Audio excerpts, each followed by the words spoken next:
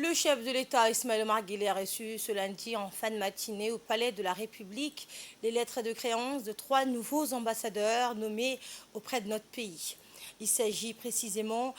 de son Excellence Mohamed Saïd Hassan, ambassadeur de la République du Soudan auprès de la République de Djibouti, et de l'ambassadeur de la République de Turquie auprès de la République de Djibouti, Erdal Sabri Ergen, ambassadeur donc de la République de Turquie auprès de notre pays. Bien que ces diplomates ont tous le statut et représentants extraordinaires et plénipotentiaires de leur pays respectifs auprès de la République de Djibouti, deux d'entre eux, donc en l'occurrence l'ambassadeur soudanais et l'ambassadeur de Turquie, sont des ambassadeurs résidents. Chacun de ces diplomates mis à profit la cérémonie de remise de ces lettres de créance au président Ismaël Omar Guelleh pour saluer la nature privilégiée des relations d'amitié et de coopération entre son pays et la République de Djibouti. Ils firent tous état aussi de leur motivation à œuvrer au renforcement du niveau d'échange et de collaboration de leur pays avec le nôtre. C'est le cas par exemple du nouvel ambassadeur soudanais qui s'est réjoui des liens anciens, source de la proximité et de la solidarité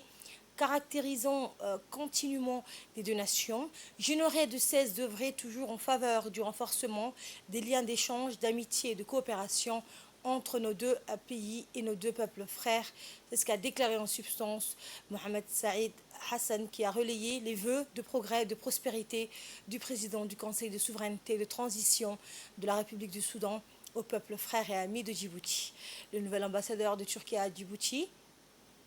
a, dans l'allocution faite à l'occasion de la remise de ces lettres de créance, abondé dans le même sens. Le diplomate a décrit le caractère exemplaire des relations djibouto-turques comme la conséquence de l'importante communauté de valeurs et d'histoire que les deux nations ont en partage. Aujourd'hui, a-t-il dit, nos pays entretiennent de solides relations politiques, militaires, économiques, commerciales et culturelles fondées sur le respect mutuel et la solidarité, a à ce propos indiqué le diplomate turc, fier que le volume d'échanges entre les deux pays est désormais, en 2022, atteint les 500 millions de dollars, soit 10 fois plus son niveau d'il y a 10 ans. Par-delà, des relations bilatérales au beau fixe, Djibouti et la Turquie aiguisent leur connivence à travers la convergence de vues qu'elles ont au sujet des principales questions à l'ordre du jour dans la région et sur le plan international, a dans la foulée noté également le nouveau représentant turc auprès de notre pays. Il clôt son discours en louant le rôle crucial de Djibouti dans la stabilité et la sécurité de la région de la Corne de l'Afrique et en réitérant sa détermination à œuvrer au raffermissement des liens déjà excellents d'échange, de solidarité et de coopération entre les deux pays et les deux peuples frères et amis. Par la suite, le président de la République, Ismaël Omar Guelleh, a reçu au Palais de la République les lettres de créance du nouvel ambassadeur du Royaume de Bahreïn auprès de la République de Djibouti. Eh bien, le nouveau diplomate, son Excellence, Cheikh Ali bin Abdulrahman bin Ali Al Khalifa, il y a lieu de préciser que le président de la République, Ismaël Omar Guelleh, n'a pas manqué d'assurer à ses diplomates résidents et au nouvel ambassadeur du Bahreïn, Cheikh Ali bin Abdulrahman bin Ali Al Khalifa, tout l'appui et le soutien nécessaires à l'accomplissement de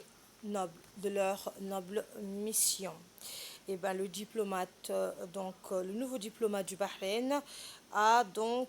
indiqué qu'il n'aurait de cesse d'œuvrer toujours en faveur du renforcement des liens d'échange, d'amitié et de coopération entre la République de Djibouti et le Royaume du Bahreïn. Le nouvel ambassadeur a donc, dans l'allocution faite à cette occasion de remise de ces lettres de créance, décrit le caractère exemplaire des relations entre le Royaume du Bahreïn et la République de Djibouti.